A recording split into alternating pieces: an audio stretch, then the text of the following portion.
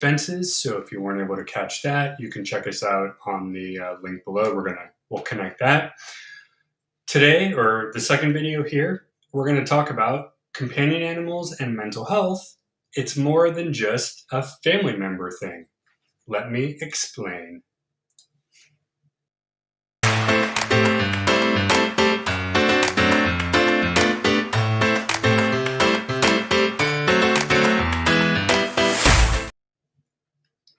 Hello, everybody. I'm Rob. This is Everyday Heroes. We are using this today for our videos. This is the series that covers all things educational and informational, but we always have fun doing it because you got to have some fun. Now, today we're going to go over something that we've talked about in another series that we've done, Minding Your Mental Health, as well as Alter Universe Live. And of course, we're going to do it again, but because it's a special episode like this, I needed that special person to help me out, and that special person I call Mom. And good, you got your dog back there too, so that's even better. Right now, my cat's in the other room, so she's like, I don't want to be here. She's out. Okay, so I pulled from two very different but very good articles to use to help. So obviously, this is talking about past the family bond. We know that animals are more than just pets. They are the fur babies. They are grandchildren. They are, whatever. But, and we've talked about this mental health idea on our other shows, having a source of help, whether it be pets or other, is a semi-easy way to go. Now, what's interesting about this first article from mentalhealth.org, it's a United Kingdom company, they actually talk about what you can do with or without if for some reason you aren't able to have one in your home. But the first thing they went off with is how does a pet help mental health? Well, similar to, I know you take yours out for a walk, it can help in that form. So the first thing they say is physical activity. Right. A big problem in America now is stuff like obesity and diabetes in people. So why not give yourself a reason to go take a walk, take a run, then do it with your dog or your cat. I always tell the story. When I was working in the mall, a lady walked her cat through the mall on a leash, and he just chilled there. He plopped down on the floor, and I love it. At the cat. I love it. Amazing. I thought it was great. Hey, Chris. I know Chris, who just put a comment in from Belgium. Hey, Chris, good to see you. She's a volunteer for a cat shelter. Chris is also another live streamer like we are. So, hey. Well, there you go. Thanks for joining the crew here. That's awesome. So number one, physical activity. You can do it outside. We talked about the other day doing yoga with your dog. People do that. They call it doga. It's literally dog yoga. And we laugh, but it's true. Number two, companionship. Now, a lot of times, let's say you are living alone, or let's say your family members are farther away, having a animal with you or another family member. I always want to make sure to call them family members because they have feelings like we do. They are. But having companionship is very important. Now, we know, especially for older community, a lot of times in retirement homes, they'll have dogs and cats come to visit the people, right? And why do they do that? Well, it makes them happy. Feel good. It's feel good. Yeah. Exactly. And what do you want to do when you're not feeling well? You want to get something happy. So why not pet a dog? I forgot what it was. I think there's one in LA, and there's a golden retriever that goes, and he's very famous there. And everybody loves seeing this dog. And every time they know it's whatever day it is, they just get so pumped because the dog is coming. And that's the best part of their week. It's fun. And there's a commercial that's running right now. It's, I think, at a children's hospital. And there's this little kid that's in the bed. And he's obviously having so many treatments. And he looks up and he says, oh, I don't want to. And the doctor says, well, we're going to try something new today. And in comes this puppy. Love that. Oh my gosh. And I just went, oh. I think it's a pedigree. It's a pedigree commercial. So it's right. But I love that commercial. That is a great example of how number three, reducing anxiety. So you have it, I have it, many people do. It's a video, and I'm not sure how they set this up, but it's a lady who is having a panic attack, and she videoed what her dog does to basically calm her. And he literally jumps on her chest, and he kind of like puts his paw on her shoulder, and she slowly comes out of this panic attack. And Wow. now, granted, this dog was obviously trained, and we're going to talk Right. about that in a minute. But the fact that you can have an animal come to your lap, put your head on there, or for cat people, for the cat shelter, having a Right. cat come jump on your lap, Oh, yeah. that's the Nothing like idea it. of having it go. And I think we've talked about it. It can lower your blood pressure by just petting an animal for, I think, maybe 5 or 10 minutes. It doesn't Yeah, take very long, it but doesn't. you pet and your whole entire body just kind of so I agree. I mean, I can sit there, and my dog, as you can see, is very small. And he'll sit next to me, and I will just stroke him almost absent-mindedly. I'm not even like thinking about it. Really, I'm just doing it, and it's just an immediate sense of exactly, right, exactly. Now, the next one down here is boosting self confidence. Now, this is great for people who have autism, possibly, or sensory disorders. There you go. She said her cat sleeps on her. Whose all cat right, does? Well, ours doesn't, only because of our dogs, but if she could, she would, I'm sure. So those with sensory disorders, like myself, autism spectrum, animals can help you build your self confidence. They say that if you bring your dog out with you to the park, to school, for those schools that allow it, it can allow the person to actually learn how to socialize engage, with right, right, fellow students, fellow peers right, of sort. right, We also, and again, with that, meeting new people, and then of course adding structure. ADHD, for somebody like me, having an animal that you have to feed, you have to give right, medicine at a certain time, especially ours, because ours is on a regimen of pills. It's actually, you don't think about it, but it actually keeps me structured right, along with my wife to make sure that our dogs get right. what they need throughout the day. We talked about this, I think, yesterday. Was it yesterday? Gosh, the days just keep going. We talked about it, how I take my dog out because if I didn't, he would let me know that he would, Yes, right. And he comes right over to me and he just sits there and his tail's wagging. And it's like, are you going to take me? You're going to take me? You're going to take me? And it's like, okay, I'll take you. And it makes, I go out and I immediately feel better. there you go. There you Now go. they do want to, caveat here, and this is actually a great thing to discuss as well. Can you have a pet? And obviously, if you're looking to use an animal for companionship, the first thing you want to make sure, now obviously this is for your well-being, but you have to make sure that you can actually take care of. So a few things that they recommend looking at. How much outdoor space? Now this is more so for a dog, not necessarily for a cat or a bunny, whatever, but you have outdoor space. Many times we're busy doing work. You want to have them be able to run around, get their crazies out. You want to have some sort of backyard. How active are you? Right. Now, we just said, take them for a walk to the dog park. Some dogs like to go swimming.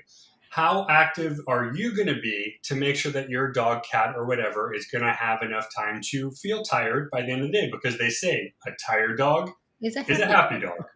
dog. and So, and a tired dog makes happy parents. exactly, because you can then rest on the couch and go, thank God there's nothing else to do. How much time do you have to spend? Now, this is actually a very important one, too. We get the luxury of working at home, so ours can roll around, they can come up here, we can bond, do all that. But Right. if you're going back out to your job, if you're on the road, is a pet right for you as far as time? He looked up as I said that. Christopher was like, wait a minute, time? Huh? Spending? What? No. So trust me, take it from the dog. If you don't have the time, You heard it he might heard not work. walk. He heard walk and that was it. It was like, "Oh, going for a walk." Now, to go back to our morning video, we talked about how much money do you have for the care. Now, we did go over some expenses of how to cut costs to make it easier, but generally speaking, you're going to have vet bills, food bills, and then, of course, the luxury items, toys, beds, what have you. Of course, places like where Chris works with the shelters, they sometimes do have donations that you can get from them.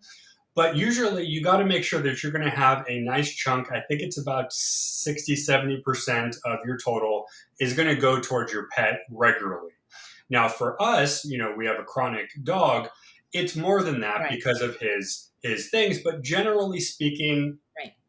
and ask your shelter. Your shelter will know how much money this particular pet is going to take. Right. Now, it's actually great that Chris came on here because they say, what if you can't have your own? What if you're not going to? Well, they suggest one thing is going to a local shelter, maybe Ah. volunteering, maybe spending some time. helping play with the dogs, walking the dogs. There you go. I have a cat. Easier, yeah. Yeah. It is. What do Sometimes you want to know who runs the house, though, with cats. Cats are like, I own this house. I'm just letting you stay here for a while. Exactly. But it's actually cool. And I'm not sure if Chris has ever seen this or not at hers, but, volunteering at a shelter, that gives you that one-on-one time to make you feel good. Right. You can also go to like a vet clinic. Sometimes they'll ask for some help in the back. Right. If your friends have pets, if your family has pets, maybe you go visit them. You kind of get a 2-for-1, right? Right. You get to visit your family, Right. and you also get to spend time with the furry family members too. Right. So, if for some reason you're in an apartment, and this is usually for apartment living, for city living, a lot of places they're not very, and maybe a cat's fine, maybe a fish is fine, but they're not very big on having large animals because of the rules.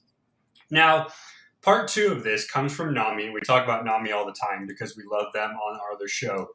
They go more deep into the actual bond between a person and their furry child, so to speak.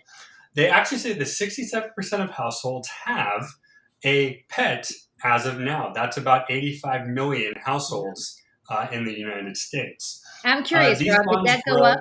Did that go up during the last couple of years with the pandemic? Did more people? I believe so, because I believe a few years ago it was more like 50%, 40%. So it's definitely gone up a good 20% almost since then. In one study, 60% of people who have a chronic mental health condition consider pets to be as important as their family.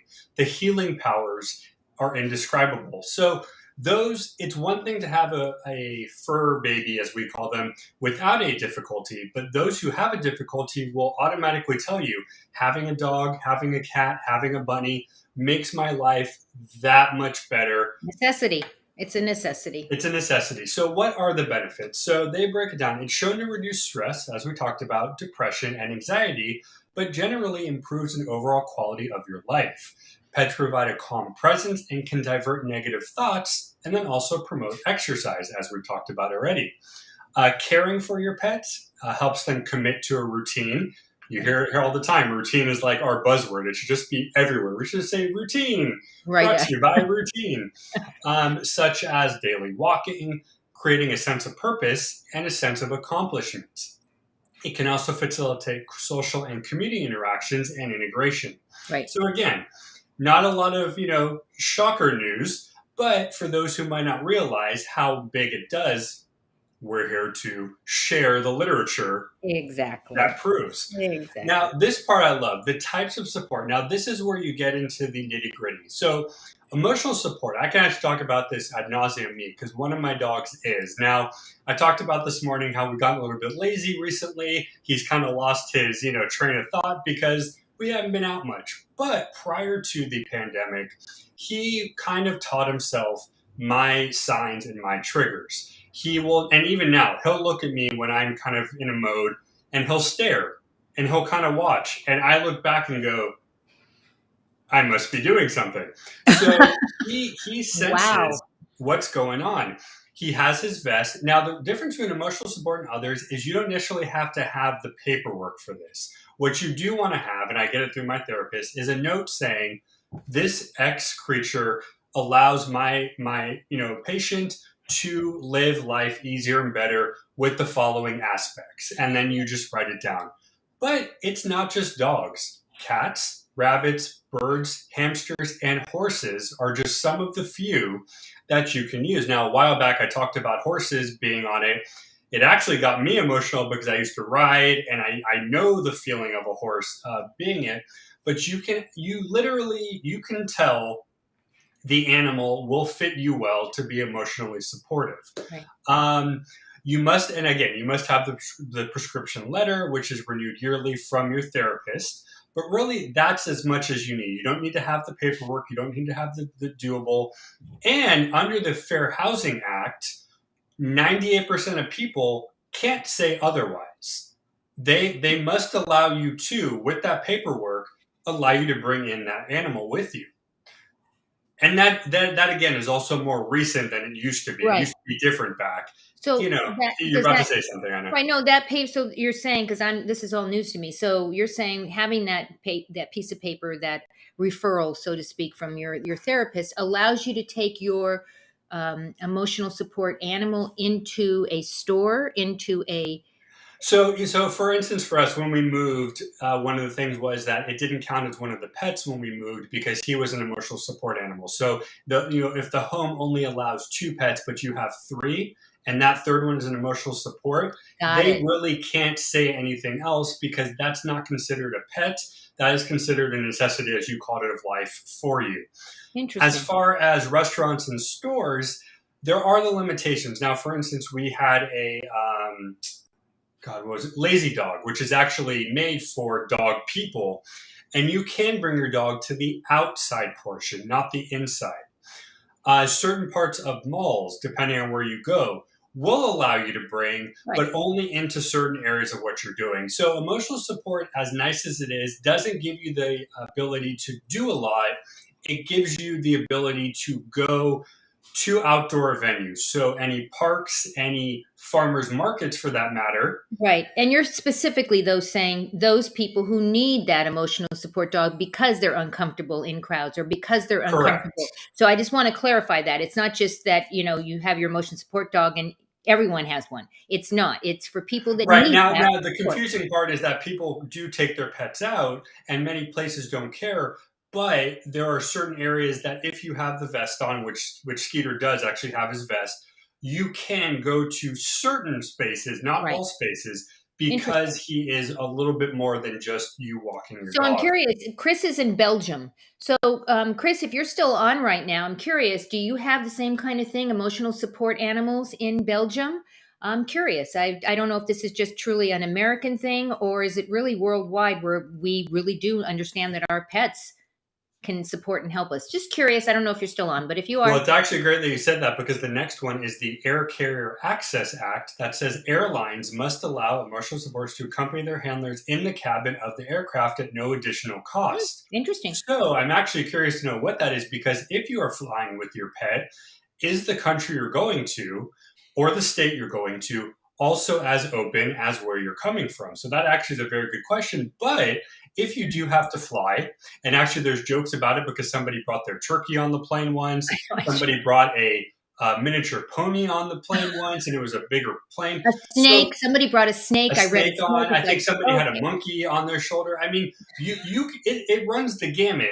But the fact that they can't say anything and will allow you to at least come on, that's a lot different than it used to be right, before. right, And then of exactly. course we ended with what I started with, the landlord and stuff like that. You obviously still have to talk with the people, but you can't. They usually can't say. So what do we have? We have that also in schools and police officers. So schools, I know, are a big thing here as well. I think I might have talked about that with you before, but I know a lot of schools will allow people with physical or mental disabilities to bring their dog. Seizure dogs are a big thing. If the Right, student has a seizure disorder, their dog must be with them to make sure that if the student is having an attack, the dog right. will be Do what there. it needs to do. Right. Exactly. Now, the next part here is service dogs, and this comes under the ADA, which we've also talked about, the American Disabilities Act. This one, I'm going to shorten it to say a dog that has been trained to perform tasks that assist the individual with disabilities. And then it goes on to say to detect the onset of a psychiatric episode and lessen the effects. That's the Mm, short version of the verse in there. okay. This is where you have to get the paperwork, guys. So and again, I thought I could do this with mine, but no, you actually have to go out there. You have to get a diagnosis by a doctor slash therapist, psychiatrist, whatever. And you have to have the requirements written down. Now, to go back to your question before, can you go in with that? These are the animals that can go anywhere with you. If you want to go into an Old Navy store, if you want to go into Right. a It's restaurant, if you want probably to go something into a different, movie right? theater, you It's, can bring them in there and they have 100% no ability to say right. anything legally. And they're service animals versus emotional support. And I Yes. think there's a difference in the name. Yeah. And to calm students during the exams. Oh my gosh, I love that. So a good example of this one is Canines for Warriors, one of the Hmm. biggest veteran dog placements who places German Shepherds, Labs, and all that with wounded warriors who come back from war. That is the example of a service animal. That is one that literally is trained. And this is the YouTube video I was talking about that literally is trained to know when something is happening. This dog has gone through multiple classes to become Wow. a physical service dog. Now, the last one on their list is therapy animals. Now, this is where you get kind of fuzzy. Now, the best example here is called the Good Barn, and we have it up at Santa Clarita. And these are animals that were saved from slaughterhouses, saved from abusive homes, and they have turned into therapy animals. These Hmm. include cows, pigs, Whoa, goats, wait, wait, and wait, wait. horses. Cows, Yes, these animals that were saved, they're all mostly farm animals, right? and they are now they basically get to live out their lives on this farm in Santa Cruz, and there's a bunch of them around the country. And these are therapy animals, so they will have people come in, groups with autism, groups with depression, groups with PTSD, and they basically let you come and you have time with the Wow, animals, whether that's it's cool. brushing, whether it's riding, whether it's feeding, and you get to go and you do that. So, what's the difference then between that and emotional support? Well, a therapy animal really generally isn't used for any specific purpose other than being with you. So you can call your animal a therapy animal and kind of get away with it because there's no you're not using the dog for any specific purpose other than making you feel good. An emotional support dog, however, does have some paperwork, and then obviously the top tier goes back to the Right, right, the right. uh, the the working dogs and the working animals. So this is a lot of stuff. We have the links up there if you guys want to know. If anybody watching might need or might be interested, check with your doctor or your therapist. They might have some resources to tell you. Now, regular doctors might not be the go-to first because they may not be trained in doing so. But if you know a therapist, if you have a therapist, psychiatrist, talk with them and see. That's how I did it. I just brought it up to my therapist one day. I said, "Hey, we also children's farms. Yes, that's." That's cool. So one day I brought up my therapist. I just said, "Hey, out of the blue, I have a dog that, fairly good with me, kind of sits by me, does a thing. Can I make him some sort of therapy dog?" Now, she kind of went down the line. She said, if you want to make him a legitimate one, you have to go through all the things, all the sources. But if you want to make an emotional support dog, I There's a can give you middle a letter. ground. I can write down what your difficulties are, Right. and we can just go from there. And if anybody has a problem, they can call her, her directly, and she'll talk to them. She'll say, "Hey, my patient has this, this, and this is why he's Interesting. using his dog as a thing." So you have different forms of doing it, guys. If you guys want to just, if you can't have them, but you want to go visit, go check out a farm nearby. Go check out a reserve. There are a lot of places where you can see wild animals. I think there's a wolf reserve by us that basically takes in wolves that Right. were used to be pets. Um, Wait, wait. Wolves that used to be pets? well, apparently people were illegally keeping them, and then they realized they were too big and said, "Oops!" But they can't be let out because they're too domestic. Right, So they're they were brought domesticated. to the. Got it. But so that's step one. If you guys can't have one, go find a farm, a children's farm. If you have a kid, a regular one for you. Number two, if you have a pet at home and you're thinking, "Hey, maybe I want to take my dog or my cat with me more often," check out emotional support. And number three, if you really want to get hardcore with it and make your dog a physical working dog, go for it. I mean, Right. I'm still kind of tempted because I feel like Skeeter might have the ability. He's a little woohoo, but he's smart. I think he can do it. But I think the fact that you have the option to do so is very Right. important. And I think it's a very important topic. We'll probably talk about this again on Minding Your Mental Health. I'm sure we'll bring it up again. Right. But what do you guys think? I'm glad that we got somebody who works with animals on here. She knows firsthand the ability of having one and working with them is. Obviously, you have Christopher. We have our menagerie here. But what do you guys think? I mean, was this a helpful conversation for you guys? Would you guys like us to go more in depth on this stuff? Let us know in the comments. Thank you, Chris, for joining us. Hopefully, we'll get you joining us again on our future shows. And as always, guys, we appreciate the love. We've been getting a lot of subscribers recently. I just wanted to shout you guys out. Thank you. We appreciate it. It's really cool. It shows me that I'm doing something right, so it makes me feel good. And I like the support. So thank you so much. If you weren't able to pop on live though, however, YouTube, Twitch, and Twitter, hit that subscribe, hit that bell. You want to follow my mom? Just type in Karen Glasser in Google and something will come up. And just click on that, and I'm sure that'll be her, probably. All right, guys, so we have a brand new Ultra Universe Live tomorrow afternoon. If you guys want to eat, you're going to want to stay tuned for that. We also have another morning show as well. Until then, have a wonderful day. Thank you so much as well. We appreciate you as well. Thank you so much. Have a wonderful day. As she says, give someone a great day and always stay curious.